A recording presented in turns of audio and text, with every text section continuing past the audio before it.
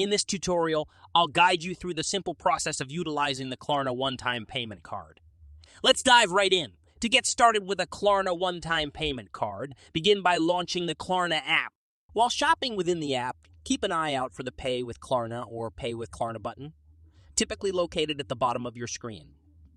Once you've added your desired items to the shopping cart and are ready to make the purchase, tap on that button. A prompt will appear, allowing you to specify the exact amount you wish to spend. As demonstrated on the screen, let's say you're eyeing those $150 white sneakers. Simply enter $150 as the amount, and Klarna will generate a temporary card for your one-time payment.